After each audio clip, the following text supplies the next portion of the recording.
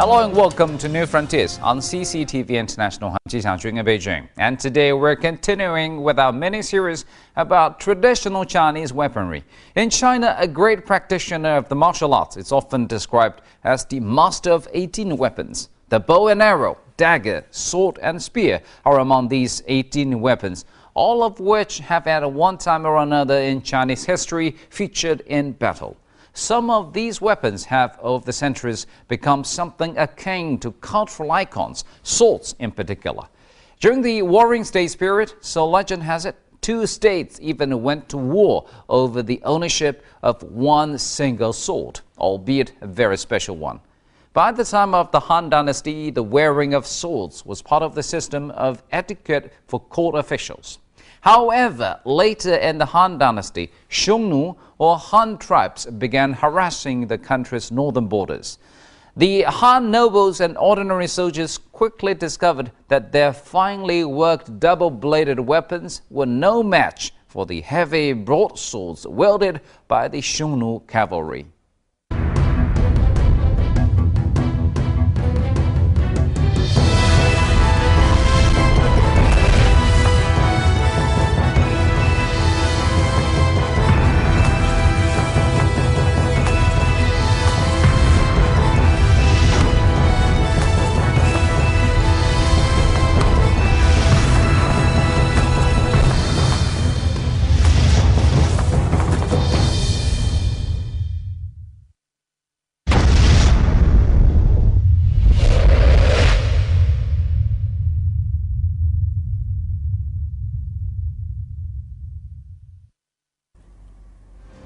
Faced with attack from the more flexible Xiongnu cavalry, the Han Dynasty found itself in a passive role when restricting itself to traditional chariot fighting strategies.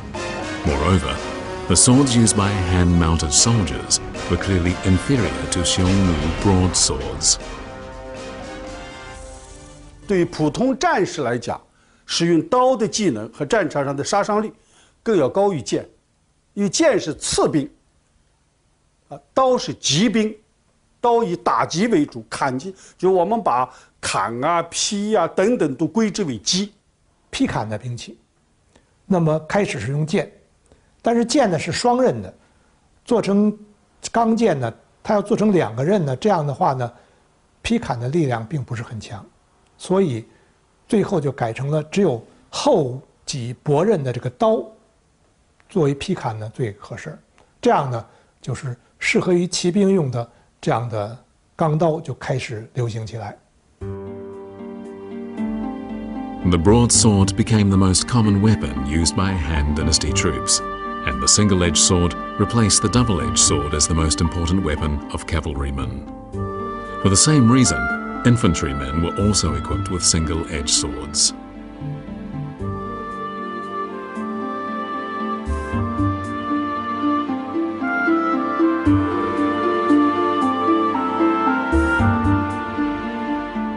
These are the most common swords made in the Han Dynasty, and they are known as one-shou swords.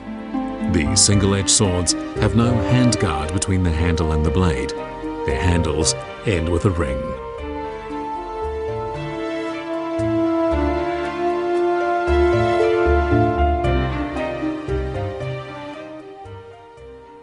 汉人用这个环手刀把这个匈奴人赶到漠北，这个环手刀真是可以说是功不可没。 它具有相当的长度，在我手里，我们就是检视目前存世的一些环手刀，作为实战的比较就是说配饰比较简单的、比较实战性的话，很多都有达到1.2米的长度。那这个长度是很惊人的。后世的马刀也不过就是我们说在就是现代的马刀，军用马刀也不过一般在1米左右，可当时能够达到1.2米，这是第一，就是它的长度、厚度也比较惊人。 它的厚度在刀背的时候可以达到8毫米左右，而且呢，他就说它这个劈砍能力，由于它这个中间它是没有极限的，它是一个三角形的剖面，所以这个劈砍能力是相当强的。 During the Three Kingdoms period, just after the Han Dynasty, the weapons industry built mainly around single-edged swords thrived because the country remained divided. As the central government was weak, separatist warlords constantly fought each other for the throne. This being the case, In addition to expanding the military, the kingdoms of Wei, Shu and Wu worked hard to develop new weapons.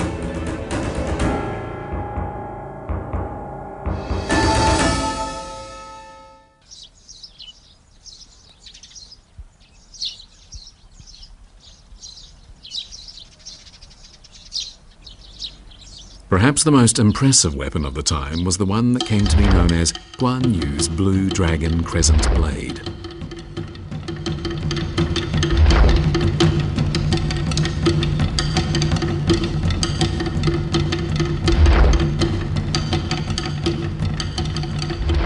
It is the novel The Romance of the Three Kingdoms that tells us Guan Yu's weapon was called the Blue Dragon Crescent Blade. We are told the blade weighed around 40 kilograms, was the most famous weapon of its time, and that Guan Yu used the sword to behead generals Yan Liang, Wen Chou, Hua Xiong, and Tai Yang. However, in point of fact, the Blue Dragon Crescent Blade did not exist during the Three Kingdoms period.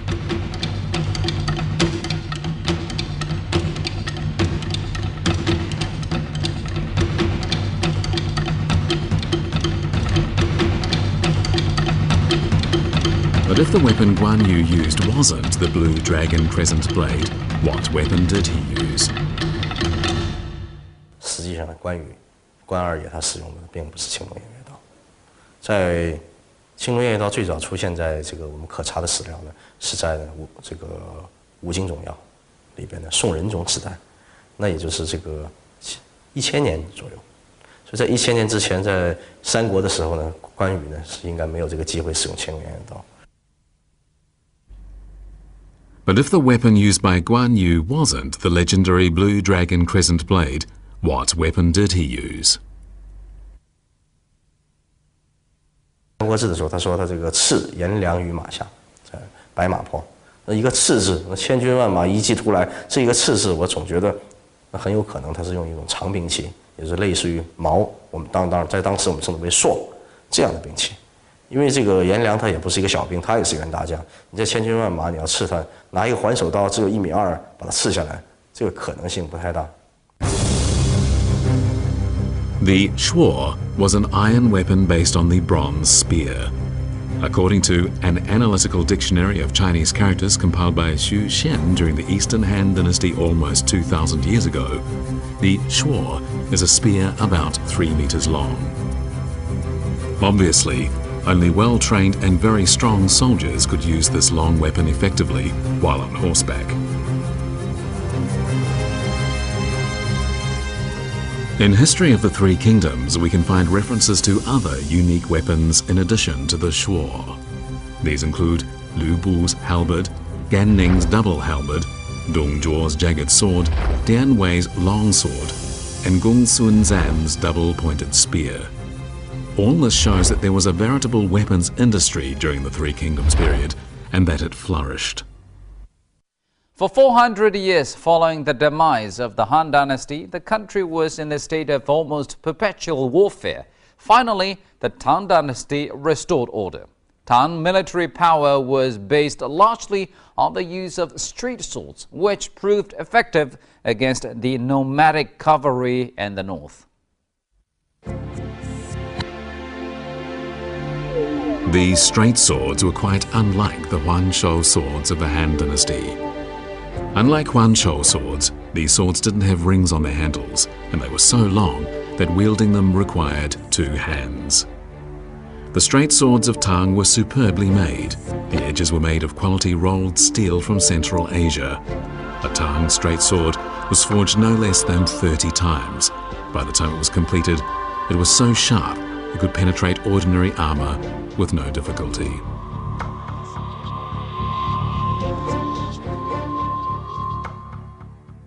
其实唐刀来说，从钢铁锻造，它几乎发展到一个巅峰状态，而且它采用的工艺呢，以我们来看呢，应该是包钢工艺，而不是后代的加钢工艺。包钢工艺和加钢工艺的区别在于什么呢？一个是硬包软，一个是软包硬。也就是说，包钢来说呢，它最外边一层是用硬钢，而软钢在里边。那当然，它这个劈砍起来要比加钢要狠，但它的缺点是什么？太昂贵了，而且工艺很复杂。可是，在唐代呢，我们可以用得起这样的东西。During the time of the Tang dynasty, a Tang sword was probably the finest weapon in the world. Japanese aristocrats regarded owning a Tang sword as an honor, and even the Japanese emperor looked upon Chinese swords as objects of awe. Later, China's sword-producing technology was introduced to Japan.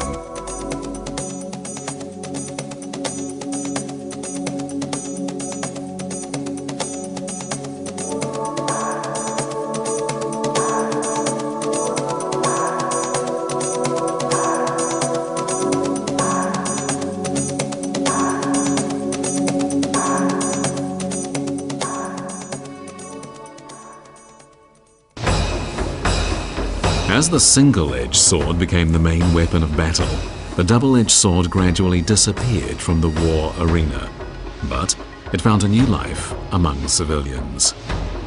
At the age of 15, Li Bai, known as the god of poets, began to learn fencing, and when he traveled around the country, he wore a sword. We know from historical records that during the Tang dynasty, women performed sword dances. We know, for example, that during the reign of Emperor Xuanzong, a lady called Kungfu was said to be the best sword dancer in the country. After watching Kungfu's dance, the poet Du Fu wrote, "We have the beautiful Kungfu who dances with her sword and who draws from all four quarters, an audience like mountains lost among themselves. Heaven and earth move back and forth, following her motions."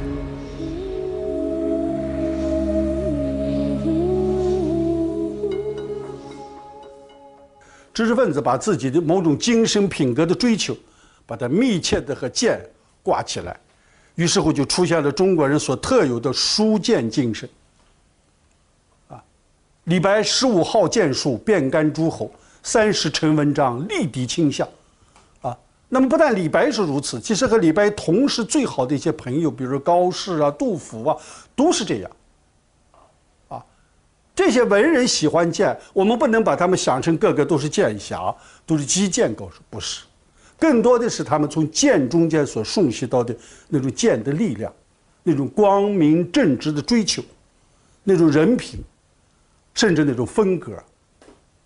所以剑就成为中华民族文化中一个非常重要的文化符号，是一个象征。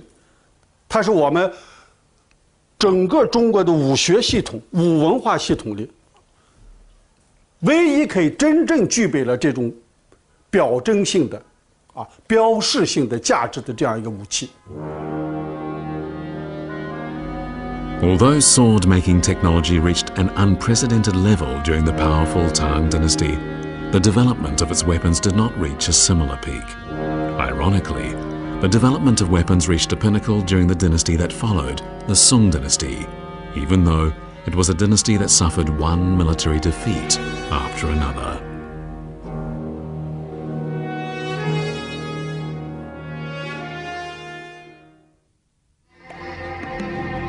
Among the most commonly used weapons of the 18 traditional Chinese weapons were the single-edged sword, the spear, double-edged sword, halberd, axe, hook, fork, long-handled fork, the staff, the shuo spear, the club, whip, mace, hammer, claw, crutch, and meteor hammer. To be a good martial arts practitioner, one had to master all these weapons. When the weapons just listed became the most commonly used, the development of Chinese traditional weapons had reached a peak. According to historians, the development of these 18 weapons reached a peak during the Song dynasty, a dynasty which, ironically, suffered one military defeat after another. It seems puzzling that the development of these weapons didn't occur in the militarily strong Tang dynasty that preceded the Song dynasty, or later in the Ming and Qing dynasties, the periods in which feudalism in China was at its strongest. Why did the weapons develop at the time they did?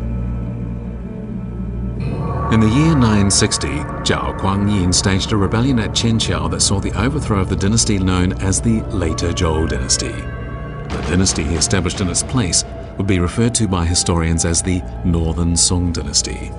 Its capital was Bianliang, which is today the city of Kaifeng. But from the very day it was founded, the new dynasty suffered from disturbances. From its north, the Song dynasty was threatened by rival regimes, the Liao, Jin and Xixia, all established by ethnic minorities. These regimes had strong cavalries, and they used them to attack the Song dynasty's northern borders. As the Song dynasty lacked an adequate supply of war horses, its cavalry was weak, and so after he founded his dynasty, Song Emperor Taizu went to great efforts to develop weapons, especially weapons his infantry could use to attack cavalrymen. As a result, Chinese weapons were perfected to a degree never before seen. 建国以后，宋太祖是经常要去检阅这些个兵器间里边做的各种兵器的。当时他北宋有一整套的制造兵器的这个机构和作坊。 In its capital Bianliang, the northern Song dynasty established China's largest munitions factories. These factories had no less than 10,000 workers, and they produced more than 30,000 weapons a year, including broadswords, spears, and bows and arrows.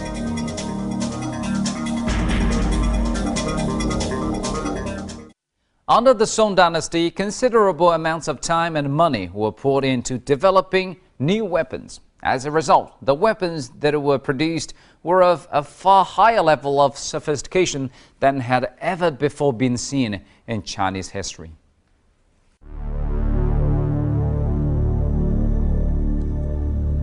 The most effective weapons for attacking cavalrymen were bows and arrows. These weapons allowed soldiers to attack from a distance, and they were used to great effect in the Song dynasty. The most lethal were Chuangzi crossbows, which to operate required 7 soldiers and achieved a range of more than 460 meters. Chuangzi crossbows made their greatest contribution in the Battle of Chanyuan. When Liao troops attacked the Song dynasty in the south in the year 1004, they faced a well-equipped and very strong Song army, and the two armies engaged in the Battle of Chanzhou. When Xiao Dalan of the Liao army was carrying out reconnaissance, he was killed by 2 long arrows shot from a Song position more than 400 meters away. Deterred by these crossbows, the Liao army concluded an agreement with the Song dynasty. It was known as the Chanzhou Armistice.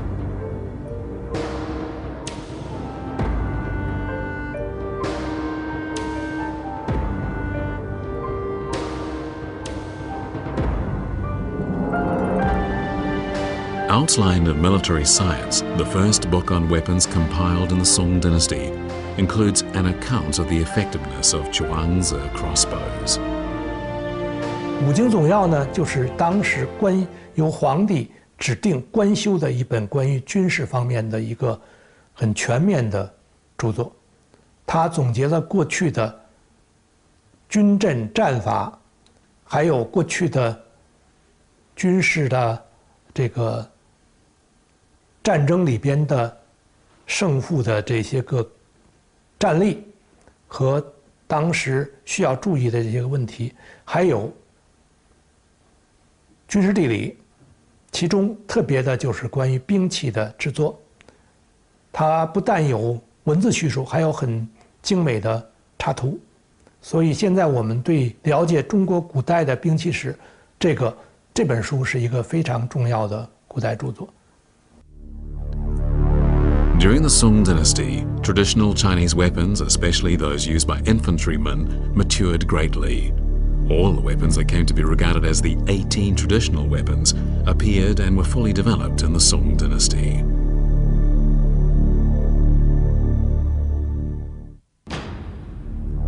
The spear was regarded as the finest of the traditional Chinese weapons. A spear, as we know, consists of a long shaft and a spike, and in the case of these weapons, the shaft of the spear was made of the wood of the white wax tree. However, few white wax trees had wood of high enough quality to be used to make spear shafts, and today few of the trees remain. The wood of the white wax tree is of greater density than that of most other trees, and it is highly flexible.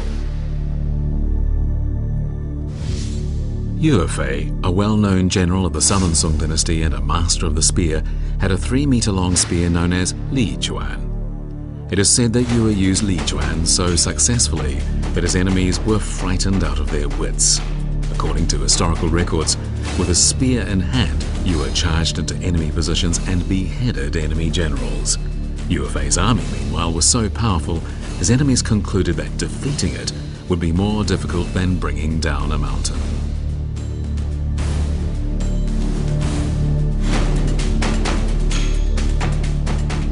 It can be said that the spear skills developed by Yue served as the foundation of subsequent Chinese spear skills. Later, however, short spears replaced long spears. 后来就出现了很多各式各样的枪法，大体而言都是花枪。花枪就民间演练的，花枪很短小，啊，特别是在武术打对子的表演中，你太大的长枪你根本没法做的。 短的这种花枪呢，和单刀配起来，比如单刀进花枪，这样的对子，啊，那么它就很方便。所以现在我们在武术场上见到的枪，100%是花枪。In its wars with the cavalries of the northern ethnic groups, the Song army constantly came off second best because it had only swords and spears.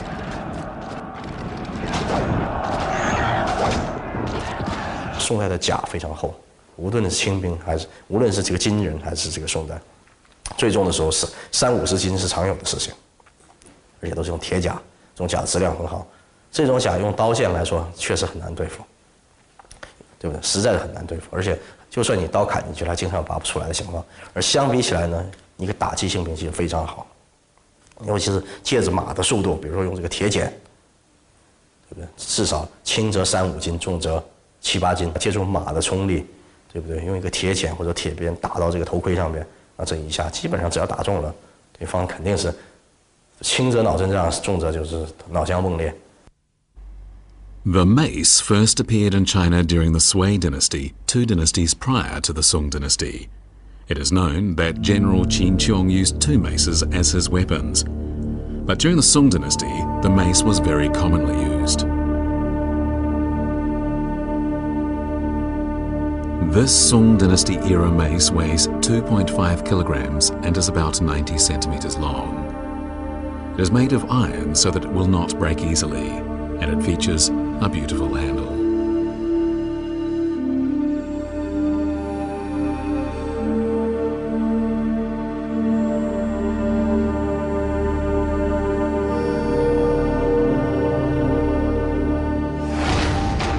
If the mace was a light weapon used to attack soldiers wearing suits of armor, then the hammer was a heavy weapon intended to kill an enemy instantly. The Peking opera 8 Hammers tells of Yue Fei's army battling Jin troops. According to the story, Yue Fei's son, Yue Yuan, and 3 other generals of the Yue army used 8 hammers, known among Song soldiers as gu duo.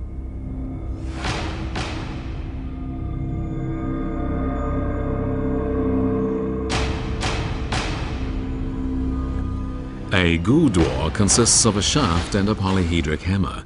However, most of the gu duos available today have a round hammer.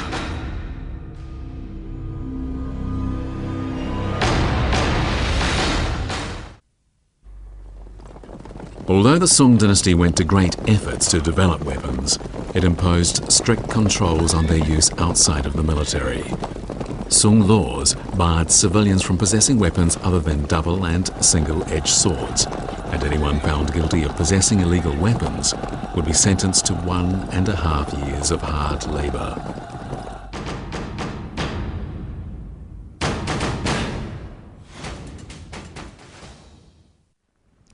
Such was the obsession with security under the Song dynasty that officials were required to control the possession of weapons. But as the classic novel The Water Margin shows in recording the trials and tribulations of 108 outlaws during the mid-Song dynasty, it was not always possible to stop people acquiring weapons. And thank you for staying with us on today's New Frontiers and tuning in again next time for more about traditional Chinese weaponry. I'm Ji Xiaojun from CCTV International. Goodbye.